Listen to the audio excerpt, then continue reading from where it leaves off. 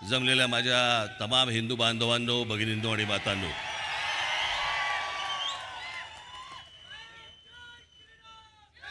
सर्वप्रथम मी आपणा सर्वांना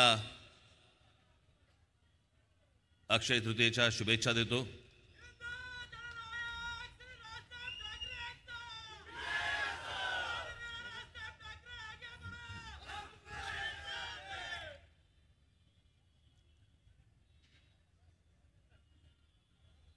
दुपार संध्याकाळच्या वेळेला विजांसकट जो काही पाऊस पडला,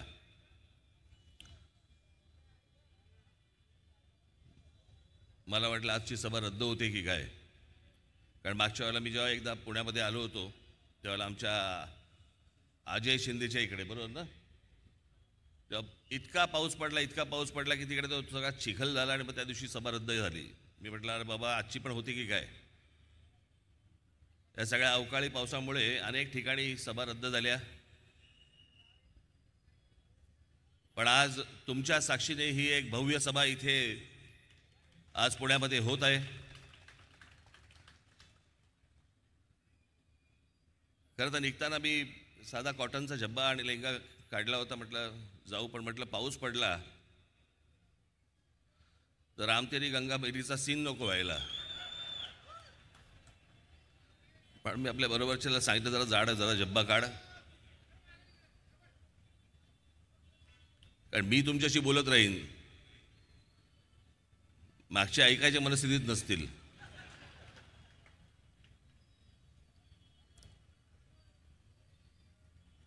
आज एक कितवी लोकसभेची निवडणूक आहे मला कल्पना नाही. कितवी आहे, कितवी लोकसभा आहे?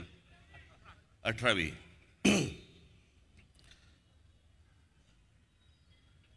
मी मध्यंतरी एक मुलाखत दिली होती, एक चॅनल आहे बोल भिडू नावाचं, आत्ता एक 7-8-10 दिवसापूर्वी. त्याच्यामध्ये मी म्हटलं होतं की मला समज नाही म्हणणार मी त्याला, पण राजकारणाची उमज ज्याला म्हणतो आपण, असा साधारणपणे तो काळ होता. 1975चा काळ होता, ज्याला आणीबाणी लागली गेली. त्यावेळेला अख्खा देश असा सगळा घुसळून निघत होता. मी शाळेमध्ये होतो, परंतु समजत होतो, आजूबाजूचं वातावरण पाहत होतो.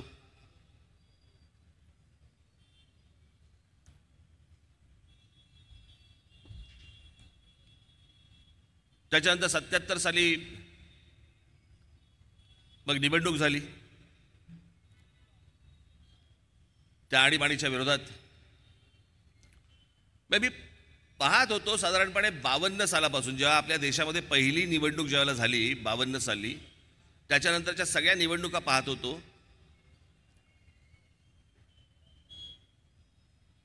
मग ती 71ची निवडणूक असेल, ती गरिबी हटवणारा होता, काहीतरी एक विषय होता.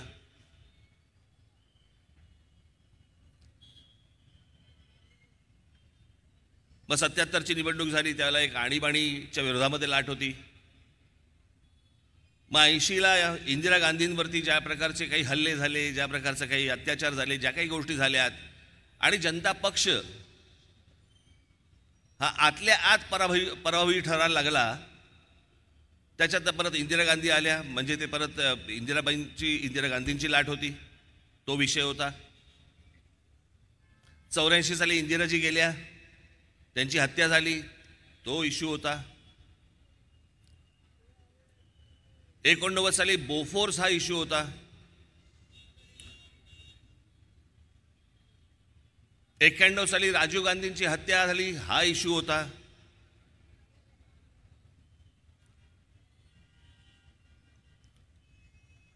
'96 साली मला असं वाटतं की बाबरी मशीद हा विषय होता. बाबरी मशीदचा ढाचा पडला होता त्यावेळेला. 92-93 दंगली बिंगली झाल्या होत्या, बॉम्बस्फोट झाले होते.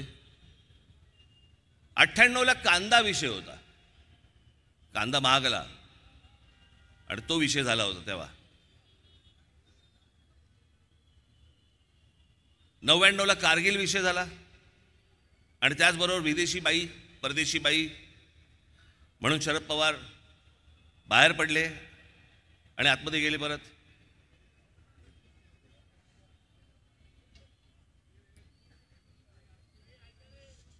मग 2004ला मला असं वाटतं की इंडिया शायनिंग आलं. मग 2009ला मला असं वाटतं काहीतरी अनेक काही विषय झाले होते, तेव्हा पण काहीतरी विषय होते. 2014ला नरेंद्र मोदींची लाट आली.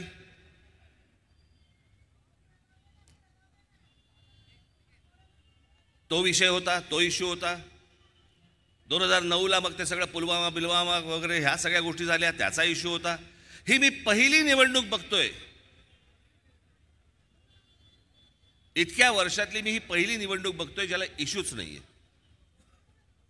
ज्याला विषयच नाहीये. आणि ते विषय नसल्यामुळे प्रत्येक जण आई बहिणीवरनं आपापल्या काढतोय सगळं.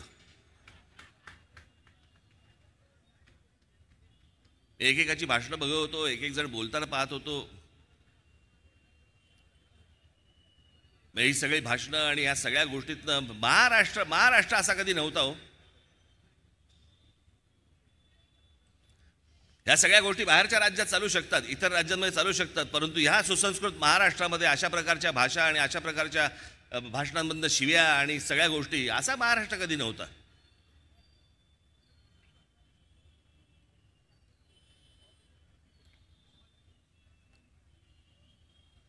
आणि या महाराष्ट्रातल्या अनेक बाकीच्या काही पुढाऱ्यांनी वेगळ्याच विषयांमध्ये तुम्हाला गुंतवून ठेवायचं ठरवलंय, वेगळ्याच, ज्याचा प्रगतीशी संबंध नाही आहे. आज नवीन अनेक तरुणी आज विचार करतायत, त्यांच्या भविष्याचा विचार करतायत, त्यांचे पालक त्यांच्या भविष्याचा विचार करतायत.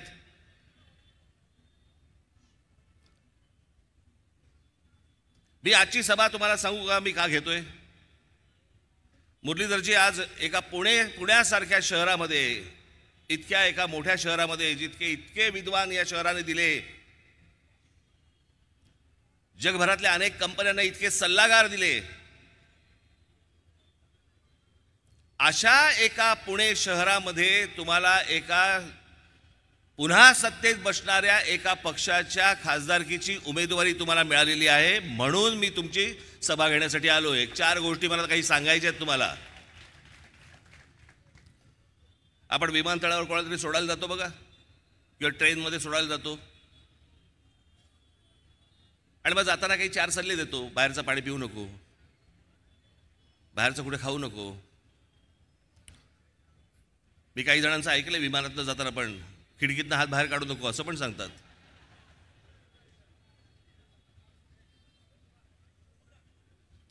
पण मला असं वाटतं की आपल्या या सगळ्या नियोजन शून्य गोष्टींमुळे अनेक वेळेला आपल्या शहरांची जी शहरं बर्बाद होत आहेत, जी डोळ्यात देखत बर्बाद होताना दिसत आहेत, आणि ती जर समजा लोकप्रतिनिधी म्हणून जर उद्या समजा खासदार असतील, आमदार असतील, नगरसेवक असतील, हे जर समजा ती शहरं वाचवणार नसतील, मोठी चांगली करणार नसतील.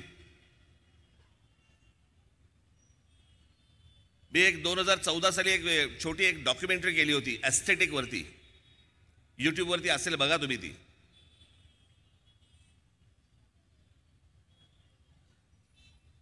आणि त्या डॉक्युमेंटरीमध्ये मी एवढंच म्हटलं होतं की आज आपल्या देशामध्ये का नोकऱ्या उपलब्ध नाही आहेत.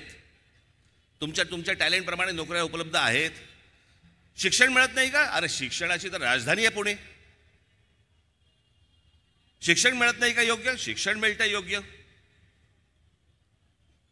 मग तरी पण आपल्याकडची मुलं, आपल्याकडच्या मुली या परदेशी का जात आहेत? शिक्षण तर त्यांना इथेही मिळतंय, नोकऱ्या तर त्यांना इथेही मिळत आहेत, पगार कमी जास्ती प्रमाणामध्ये काही गोष्टी असतील, का जात आहेत मध्ये? ते एकाच गोष्टीसाठी जात आहेत,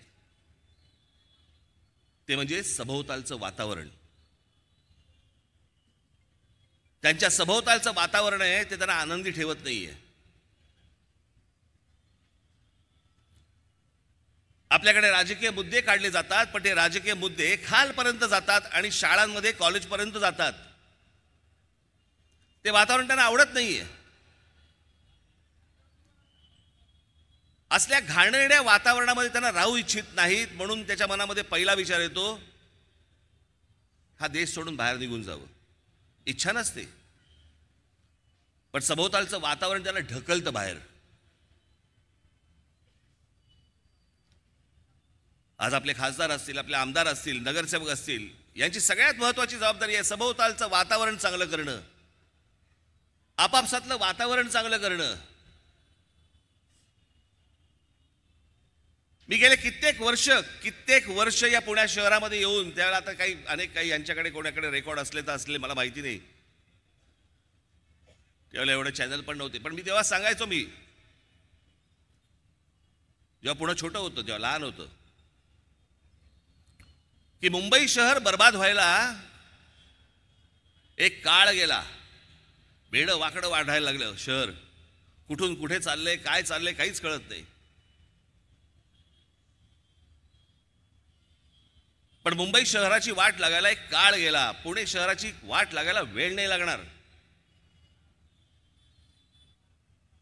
आणि छोट्या का पायाभूत सुविधा उद्या उपलब्ध झाल्या की ते शहर बर्बाद व्हायला लागतं, जर नियोजन नसेल तर. एक मुंबई पुणे एक्सप्रेस हायवे हा झाला आणि वेड्यासारखं हे शहर वाटेल तिकडे पसरायला लागलं. त्याला काही नियोजन नाही, काही नाही. कुठेही रस्ता निघतोय. मला वाटलं आज इथे काही BRT करावी, मला वाटलं इथे फ्लायओव्हर करावा, मला वाटलं आज फ्लायओव्हर तोडावा, दुसरा बांधावा.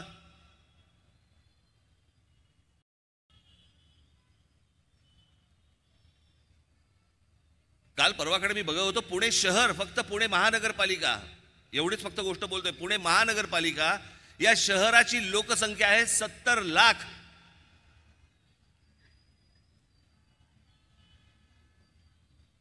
आत्ता मी 5-10 वर्षापूर्वीपर्यंत मी ऐकत होतो साधारणपणे या शहराची लोकसंख्या होती 30 लाख, 32 लाख, 35 लाख. आज बघतोय 70 लाख. आणि या 70 लाख लोकसंख्येच्या शहरामध्ये वाहनं किती आहेत? 72 लाख. कुठून रस्ते मिळणार आहेत तुम्हाला? कुठून रस्ते पुरणार आहेत आपल्याला?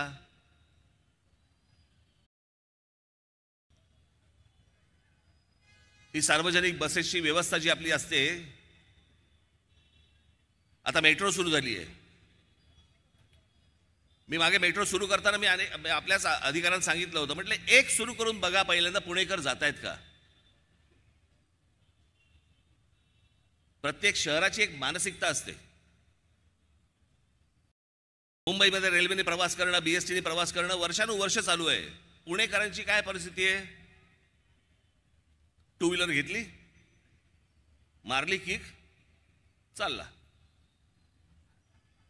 कोण जिना चढेल आणि कोण ती मेट्रो पकडेल आणि कोण कशाला जाईल, त्यापेक्षा आपल्या इथून पटकन जाऊन येतो. हा प्रत्येकाच्या विचारातनं आज ज्या व्हेकल्स वाढलेले आहेत पुणे शहरामध्ये, उद्या रस्ते मिळणार नाहीत आपल्याला.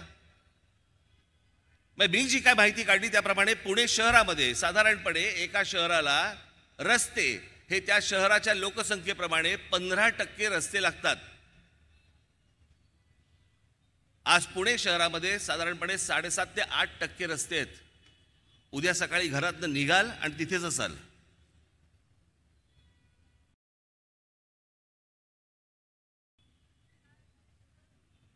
गेल्या 10 वर्षामध्ये साधारणपणे 30 लाख लोक बाहेरून आले या शहरामध्ये. 30 लाख.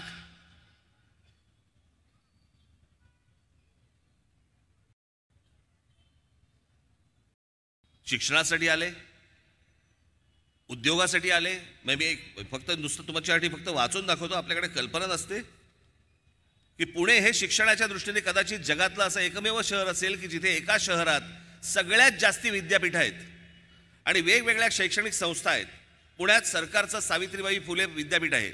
त्या व्यतिरिक्त 12 डीम्ड युनिव्हर्सिटी आहेत, 5 खाजगी विद्यापीठे आहेत, 6 स्वायत्त ऑटोनॉमस विद्यापीठे आहेत, नॅशनल डिफेन्स अकॅडमी आहे, defence institute of advance technology आहे, केंद्र सरकारची 2 महत्त्वाची कॉलेजेस आहेत, त्याशिवाय राज्य सरकारची इंजिनिअरिंग कॉलेज आहेत, 8 मेडिकल कॉलेजेस आहेत. याशिवाय सदन कमांड पुण्यात आहे. देशातील पहिल्या 15 टॉप IT कंपन्यांची ऑफिसेस आहेत. पुण्यात 5,80,000 मीडियम आणि स्मॉल स्केल इंडस्ट्री आहे, ज्यांची अंदाजे दिल्लीला कर म्हणून किती भरतं माहिती आहे तुम्हाला? 75 ते 80 हजार कोटी रुपये भरतं.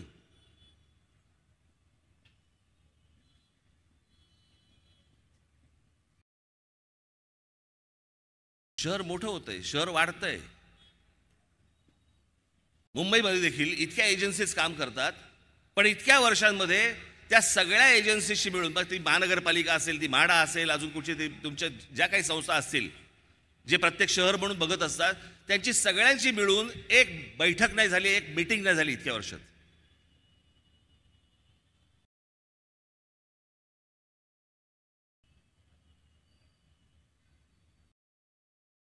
माझ्या आपल्या नगरसेवकांना, माझ्या आपल्या आमदारांना, माझ्या भावी खासदारांना माझी विनंती आहे की ज्या काही गोष्टी इथे येत आहेत, आता हा तुमचा नदीचा प्रकल्प महानगरपालिकेला माहीत नाही, केंद्रातनं पैसे आले आहेत, केंद्र सरकारकडनं काही निविदा काढल्या गेल्या, तो त्याचा प्रकल्प सुरू आहे, महानगरपालिकेला माहीत नाही, जनतेला माहीत नाही, लोकांना माहीत नाही काय चाललंय. तुम्ही उद्या खासदार होणार आहात, आपल्यातले तुमच्यामधले अनेक जण उद्या आमदार होणार आहेत, नगरसेवक होणार आहेत. नुसता नगरसेवक झालो, आमदार झालो, खासदार झालो म्हणून होत नाही, भागत नाही. या शहरांचं जर समजा नियोजन जर समजा आज नाही झालं, ही फुटतील शहरं, उद्ध्वस्त होतील. आणि या शहरांकडे नीट लक्ष दिलं जाऊ नये, बाकीच्या गोष्टींमध्ये करावं म्हणून इकडचे अनेक नेते हे आम्हाला सगळ्यांना इथे जातीपातीमध्ये गुंतवून ठेवतायत.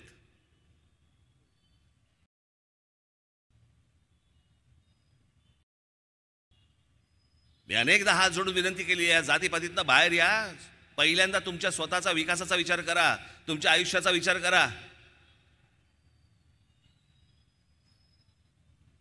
या जातीपातीतनं तुम्हाला हाताला काही लागणार नाही. एखादा माणूस असतो तो स्वतःची कमजोरी लपवण्यासाठी म्हणून जातीचा आधार घेतो आणि समाजामध्ये पसरवतो.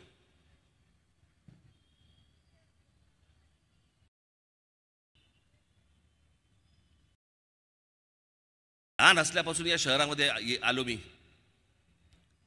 71-72 सालापासून मी या शहरामध्ये आलो. एक टुमदार सुंदर असं पुणे होतं, छान बागा होत्या, तलाव होते, वातावरण छान होतं, गर्दीने भरलेलं नव्हतं.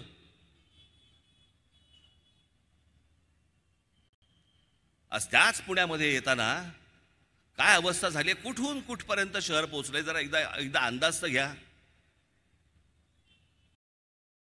आणि ही नियोजन शून्य जेव्हा शहरं उभी राहायला लागतात, त्याच्यातनं काही आपल्याला हातात लागणार नाहीयेत आणि अनेकांची इच्छा देखील नाहीये. आणि म्हणून ते तुम्हाला दुसऱ्या गोष्टींमध्ये गुंतवून ठेवण्याचा प्रयत्न करतायत.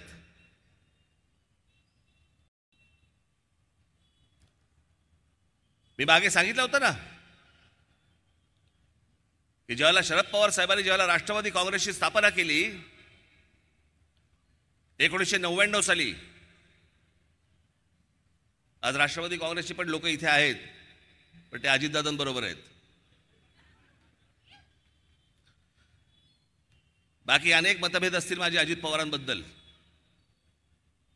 पण एक गोष्ट तुम्हाला निश्चित सांगतो, अजित पवार या माणसाने कधी जातीपातीचं राजकारण नाही केलं. मी आजपर्यंत सगळ्या गोष्टी पाहत आलो त्यांच्या, पण एका गोष्टी बाबतीत शरद पवार साहेबांबरोबर राहून पण त्यांनी कधी जातीपातीचं राजकारण केल्याचं आजपर्यंत मला आठवत नाही. आणि हे सगळं जे जातीपातीचं विष हे 1999 सालापासून जे कालवायला सुरुवात झाली आहे, इथे संभाजी पार्कमध्ये राम गणेश गडकरींचा पुतळा उखाडला गेला होता. अरे माहिती आहेत का ते कोण आहेत? राम गणेश गडकरी माहिती आहेत का? अनेकांना वाटलं नितीन गडकरींचे नातेवाईक आहेत म्हणून उखडला.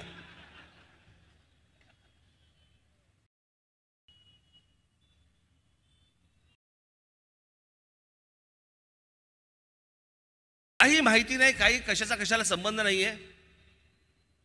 पण ह्या सगळ्या गोष्टी, ते जेम्स लेन प्रकरण आणलं गेलं, त्या जेम्स लेन प्रकरणामधनं विष कालवलं गेलं.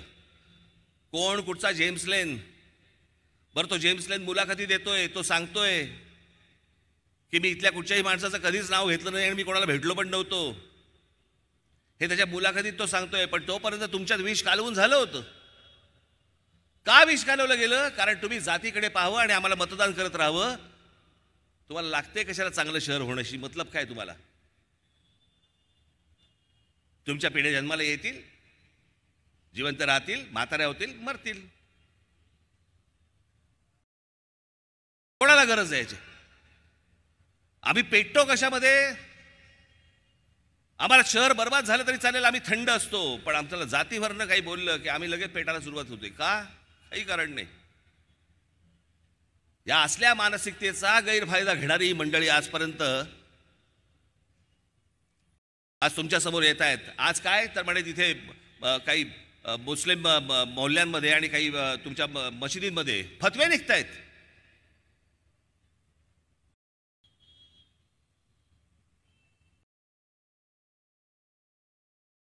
काँग्रेसच्या उमेदवारांना सगळ्या मुसलमान समाजांनी मदत करावी, मतं द्यावीत. अनेक मुसलमान आहेत जे सुज्ञ आहेत, ज्यांना अकला आहेत, ते यांच्या वाट्याला जाणार नाहीत. त्यांना समजते काय चाललंय राजकारण. ते आत्ता हे निवडणुकीच्या तोंडावरती हे तुम्ही फतवे काढताय.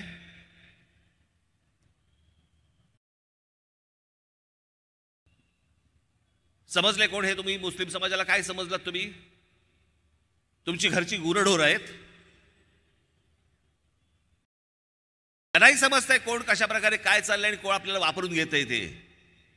पण बघा, निवडणुकीच्या तोंडावरती फतवे काढले जात आहेत. काँग्रेसला मतदान करा, उद्धव ठाकरेंच्या शिवसेनेला मतदान करा.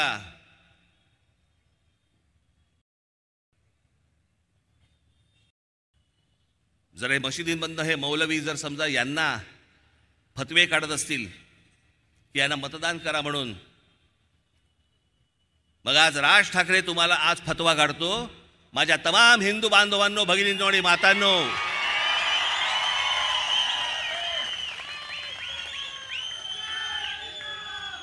मुरलीधर मोहोळ असतील, भारतीय जनता पक्षाचे काही अजून इतर कुठचे शिंदेचे, अजित पवारांचे जे उमेदवार असतील, त्यांना भरघोस मतांनी मतदान करा. ही जी अनेक लोकांची जी चळवळ चालू आहे ना, चळवळ काँग्रेसला मतदान करण्याच्या दृष्टिकोनातनं, हे कशासाठी? कारण गेल्या 10 वर्षामध्ये तोंड वरती नाही काढता आलं यांना.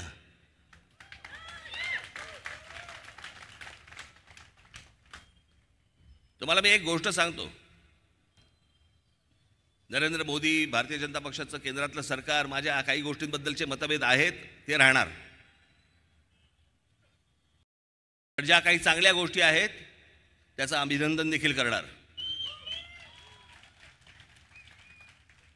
जे अनेक चांगले मुसलमान आहेत, जे आपापल्या कष्टाने कामं करतायत, नोकऱ्या करतायत, व्यवसाय करतायत, त्यांचा विषय येत नाही. पण काही जे वाह्यात आहेत, ज्यांना इथे सगळा धुमाकूळ घालायचा, धार्मिक धुमाकूळ, ज्यांना गेले 10 वर्षामध्ये डोकं वरती नाही काढता आलंय, ते या सगळ्या काँग्रेसच्या माध्यमातून डोकं वर काढण्याचा प्रयत्न करतायत आणि म्हणून हे सगळे फतवे निघतायत. उद्या जर परत यांच्या हातामध्ये जर काही गोष्टी गेल्या चुकून, पुण्या रस्त्यावरती फिरणं परत हे कठीण करून ठेवतील. मला अजूनही आठवतंय तो सगळा 80-90चा सगळा काळ, काय काय चालू होतं यांचे, उन्माद सुरू होते, उन्माद. त्या सगळ्या गोष्टींचा शेवट होता हा बाबरी मशिदीचा ढाचा पडणं.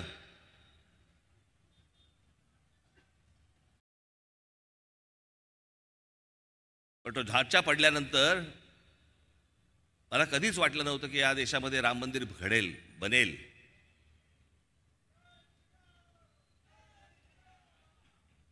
पण तुम्हाला निश्चित सांगतो, मी परत मगाशी म्हटल्याप्रमाणे काही मतभेद असतील, पण राम मंदिर जर कोणामुळे होऊ शकलं असेल तर ते नरेंद्र मोदींमुळेच होऊ शकलं या देशामध्ये. जो माझा कारसेवक त्यावेळेला गेला, मुलायम सिंग यादवच्या लोकांनी, पोलिसांनी ज्याला गोळ्या घालून ठार मारले, ज्याला कारसेवकांना, आणि त्यांची शरयू नदीमध्ये ज्याला प्रेत फेकून दिली गेली होती, माझ्या डोळ्यासमोर आजही आहे ते चित्र. जेव्हा ते राम मंदिर झालं त्यावेळेला त्या कारसेवकांच्या आत्म्याला काय शांती मिळाली असेल की आपलं बलिदान फुकट नाही गेलं. पण भावनिक विषय हे स्वतःपुरता ठेवायचे असतात. तुमचं मत, तुमच्या गोष्टी ह्या सगळ्या मतपेटीमधनं व्यक्त व्हायला पाहिजेत. पण सगळ्यात महत्त्वाची गोष्ट म्हणजे तुम्ही आपल्या नगरसेवक असतील, आमदार असतील, खासदार असतील यांच्याकडनं तुम्ही पहिल्यांदा त्यांना प्रश्न विचारले पाहिजेत की माझ्या शहराच्या नियोजनाचं काय चाललंय. आणि मी आपल्याला पण सांगू इच्छितो, या इकडे या. ज्या पुणे शहरातल्या लोकांकडनं अनेक तज्ज्ञ लोक इथे राहतात, अनेक विद्वान लोक इथे राहतात, या शहराची मांडणी कशा प्रकारे झाली पाहिजे, कशा प्रकारे याला पाणी पुरवठा झाला पाहिजे, कशा प्रकारे याची आरोग्य व्यवस्था असली पाहिजे, कशा प्रकारचे इथे रस्ते, फ्लायओव्हर्स, ब्रिजेस हे झाले पाहिजेत, या माझ्या पुण्यामधल्या जनतेला सुखाने कसं नांदता आलं पाहिजे, घरातनं बाहेर पाऊल ठेवल्यावरती सुखासमाधानाचा श्वास घेता आला पाहिजे. मी एका चांगल्या शहरामध्ये राहतोय हे चित्र उभं करण्याचं काम, जबाबदारी ही तुम्हा लोकांवरती आहे.